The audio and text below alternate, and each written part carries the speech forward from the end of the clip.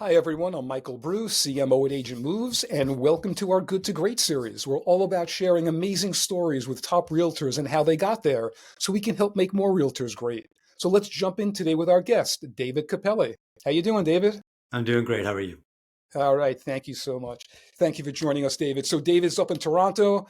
I like to talk about some interesting things separate from real estate. This is kind of related. He was an architectural and design is what he studied. He told me he was going to be the next Frank Lloyd Wright, but it just didn't kind of work out. I'll tell you about, I think I was in Frank Lloyd Wright's house in Finland, but that's for another story at some time, but very, very cool. But love to hear the story, about how you how you took architecture, I guess, out of school and kind of like what came next out of school and how we got here to the real estate business. Yeah, so architecture was an interesting find. I wanted to go to school for design. I have an old school Italian dad who wasn't particularly fond of the idea of his kid being an artist, but architecture was something he could live with. So I ended up going to school for architectural design and technology just outside of Toronto. I grew up in Hamilton. And on the last day of class, one of my profs just kind of hinted that I was in for a life of poverty. It wasn't a very well paying career and you often didn't do much with it. So I looked for other employment and ended up on Bay Street in Toronto working for Merrill Lynch. Wow, wow. Okay, so Merrill Lynch, you get there, obviously not real estate, right? But No, no, I was in customer service and sales through college and I went to customer service at Merrill Lynch. I had a job where I was primarily transferring international securities from account to account and then dealing with the back end while I was doing that. It was a kind of a long, convoluted story, but I happened to come across or meet somebody in passing, told him what I did, told him what I went to school for. And he had mentioned that he owned an appraisal firm in Toronto. And would I be interested in learning a little bit about the appraisal industry? So we sat down, had a coffee. He taught me about what an appraisal would do. I told him about my background, and my role grew into project consulting, new build consulting. It turned into mitigating risk for private lenders. It turned into a pretty diverse little career that supported a lot of what I did. In 2012 ish, the Toronto Real Estate Board locked down hard on the information that they were allowing people to access, and you had to be an agent to access it. So I got my license in order to facilitate that career, not expecting much more from it. And lo and behold, a few people found out. They trusted what I did. They knew my background and started making calls about whether or not I would help them find homes. Eventually, it just kind of tipped to the point where it didn't make sense to keep appraising. Real estate turned out to be a good move for me. well, I haven't really heard that one before where, you weren't selling homes, but because of your background, people, I guess, knew if you can appraise a home and you knew those kind of details about a home, you can help them find a home. So that's a definitely a different way in. Yeah, I mean, the ability to analyze a real estate market, do it quickly and succinctly, especially in a seller's market like Toronto has been for the last decade or so, really gives you a leg up. I mean, when you're in there and you're able to walk through and look at the data and break it down pretty quickly to give professional, realistic advice on whether it's going to fall under their price point or not, whether it might be multiple offers, and then guide them through the whole financing side of things based on your knowledge. It's a very different conversation that I find a lot of agents are capable of having. So tell me about the first year you go into real estate full time. That was interesting. I actually was working for a small boutique brokerage, just kind of parking my license. And the gentleman was lovely. I mean, he was a former president of the Toronto Real Estate Board.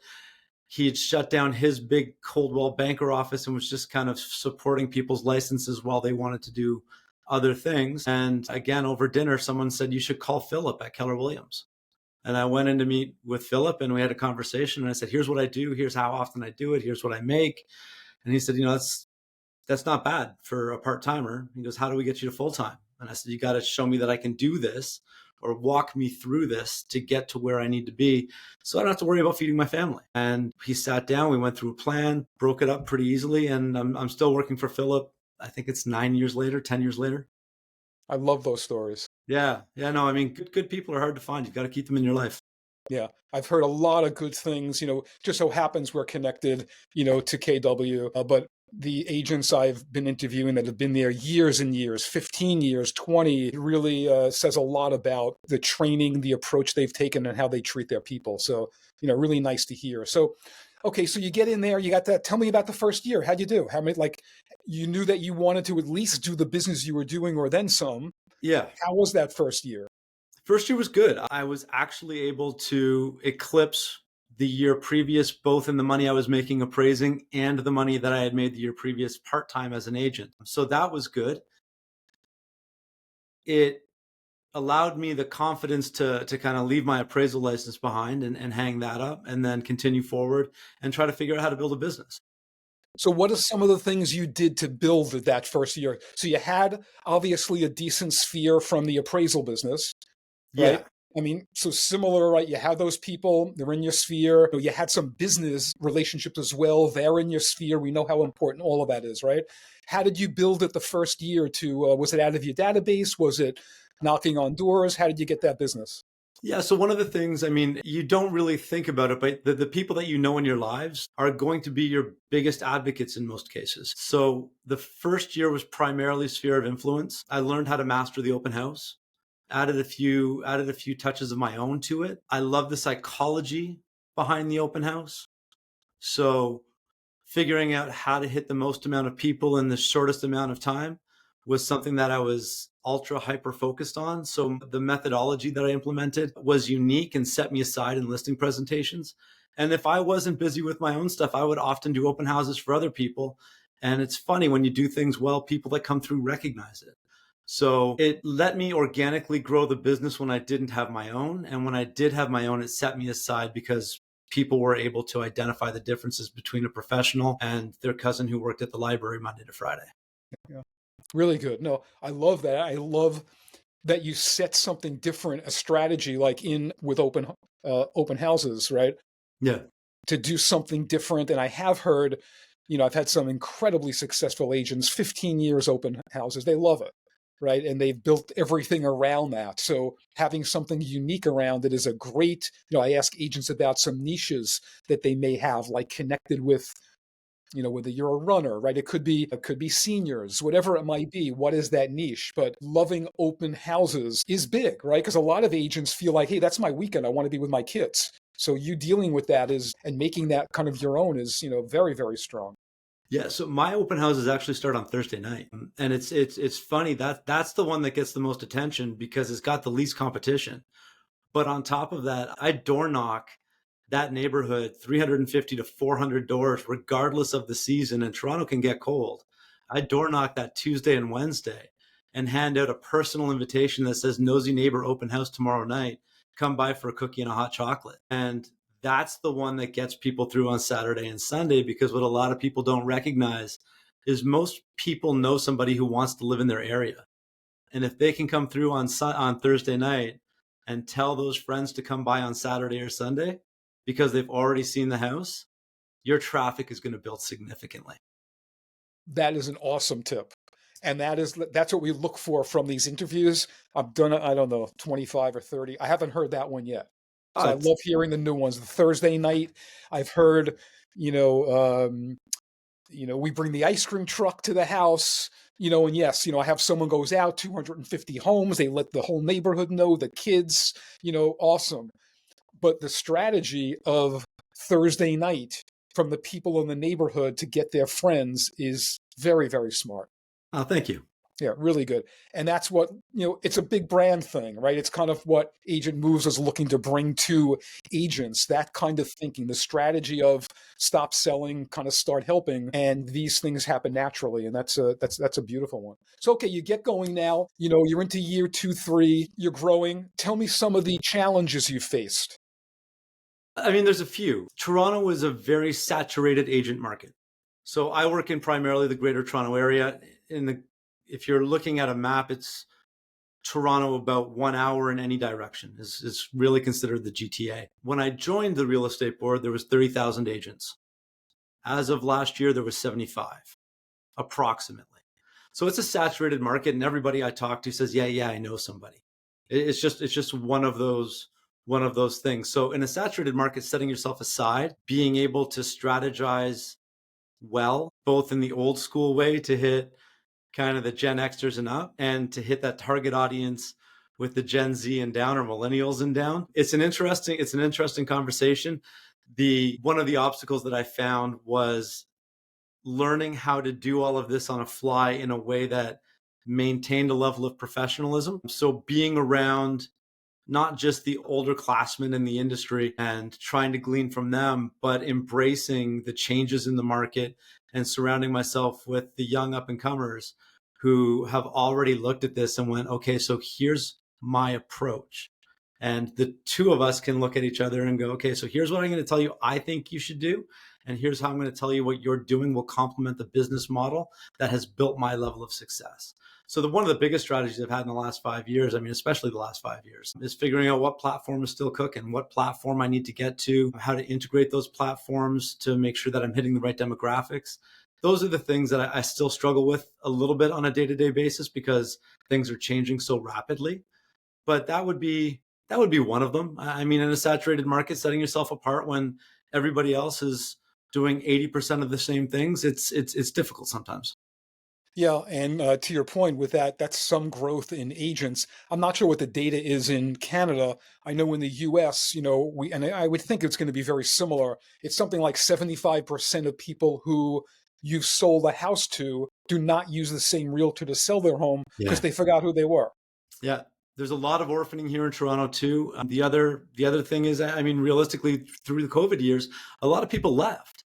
So when you're looking at, people moving 2 hours away, they're probably going to go to an agent that's more familiar with their market or the market that they want to go to. And then it's a matter of figuring out whether or not you've done enough to maintain their trust in their business. So the lovely thing is, I mean, with Keller, we've got a huge referral network, and I've worked hard to kind of build that so I can take care of things on my end with the things that I know and trust that they're getting the best level of service and professionalism on the other end as well. Okay. That's terrific. Yeah, I can see that. You're in the city. I was actually in New York City through the pandemic. My wife was born and raised in the city. I promised her when our baby went to college, which was quite a while ago, we'd move back. So we were there for quite a while, but Yeah. everyone was moving out of the city. So I know just what you're talking about, and not moving like I'm just moving to Long Island. They were moving to North Carolina, to Florida, Colorado, Hawaii, right? So yeah, it would have to be referral type stuff, but all of that left the city. So I can imagine same with Toronto. Yeah. But I Yeah. mean, some come back, some still call. And, it's always nice. I think anytime you're dealing with the sphere of influence and you're dealing with people that have trusted you at one point, as long as you've done nothing to break that trust, they'll generally give you a call. Yeah, yeah, that's great. So let's talk about 2025 and beyond. What's the plan for this year? What's the goal? How are you looking to scale? What are some cool things you'll be doing? Yeah. So, I mean, in terms of difficulties, I mentioned the professional difficulties I've had. 2025, I'm looking forward to growth. The last few years, and one of the things that I preach to the young agents in my office is be prepared for growth and implement it sooner than you need to. I'm constantly telling people that I'm too young to have old parents, but unfortunately, my parents have gotten a little bit older in the last few years, and it's a slippery slope. So, where I thought I was going to be prepared for growth in 23, beginning of 24, I had my mom get sick. So, my mom got sick, and my dad was an hour and a half away. And I found myself unexpectedly with two teenage kids needing to go take care of them more often than I had been. So, in terms of what that looked like, it kind of derailed things while you're trying to manage an existing business and active clients and a family at home, and now another group of issues that you weren't necessarily prepared for. And what I learned was if I had taken the step towards growth and team building and administration earlier, a lot of the things that I was being distracted by trying to maintain my business would have been improved significantly by somebody else being able to send an email or post to social media or do the things that were taking time away from the people that needed me. It wasn't the sales, it was maintaining the relationships. So as I sit and talk to the young agents in my office who are doing great things and coming up the ladder, my recommendation going forward will always be do it a year before you think you need to do it and plan 6 months before that. Again, great advice. And it is one of those things I've seen consistently, whether it's life events that happen for agents or even the very positive, things are going great and they get so busy. The consistency of messaging to your sphere and your past customers, your database, that seems to be like one of the holes. It's more difficult than it sounds, right? Because you guys get into it, you get into a flow, then you get busy. And you're like, then you're damn, what the hell happened to my leads? Where were they? Yeah, And and that's that what I creates the ebbs and flows in the business, and those are the things that are hard to come by, right? Like a lot of times, even the most experienced agents will be running ragged from September, October, and then they've got a bunch of checks to cash in January, but no business for the first quarter. And it's like I don't know anybody that hasn't gone through those. So in terms of bringing someone in, those are the things that you try to avoid. Yeah, yeah, no, excellent. So what are you going to do 2025 now to, scale your business or, whatever you're looking to do with it? What's the plan right now? Yeah, so it's interesting. I'm 50, and with everything that's happened with my mom, I got my senior real estate specialist designation last year. Just out of curiosity, it's one of those professional improvements things. I like to try and learn more about the different areas of the industry at all times. And what I came to learn in conversation was that a lot of people my age are getting old parents. So it's an interesting transition where our kids are between the ages of 20 and 30 and looking at first time homes, and their parents are between the ages of 70 and 80 and possibly looking to downsize. And what I found was just providing or just being able to have a conversation about what both sides of those look like from where I am with the people that I'm working with trying to find homes. So now for first time home buyers, when I find out they're having a baby, I send the buy your kid a condo now package. Invest now, buy your kid the investment. And at 25, it'll be a mortgage free cash cow that they can either live in for free while they get their feet wet or sell to pay for whatever they need to make sure their dreams are coming true.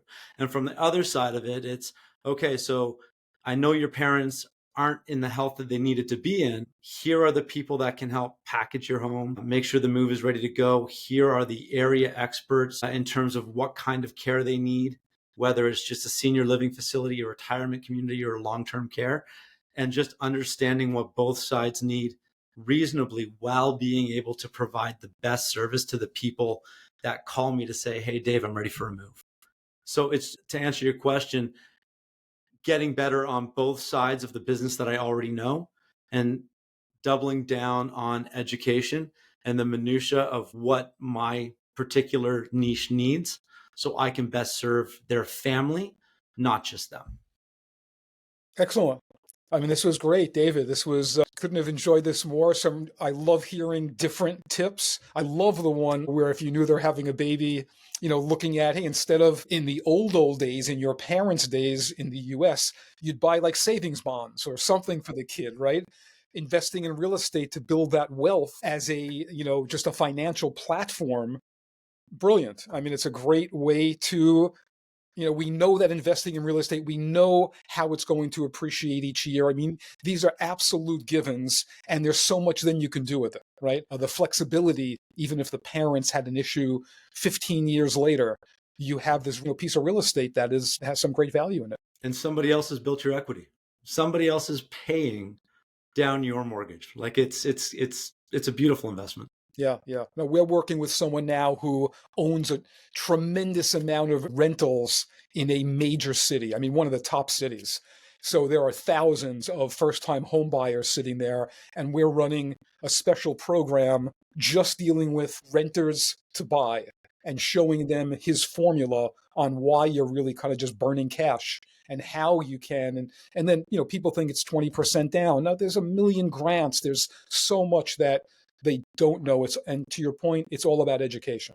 Yeah, and I mean, acting as a fiduciary for the people that trust you is an important factor. I mean, the reality is I'm never going to be able to retire off the sale of one home, right? It's my job to build the relationships and make sure that anybody that talks real estate, if I'm not in the room, somebody that loves me is, and they're going to say my name, right? And you don't get to that point by acting in a transactional manner with one person at a time. You do that by building trust over years and making sure that their interests are the only interests that matter to you. Perfect. We're going to leave it at that, David. Thank you Okay. so much. And please follow David on social media and follow Agent Moves at our YouTube channel. Please subscribe. And until next time, thank you again for your time, David. It was awesome. Thank you for the invitation. It was great to get to know you. You too.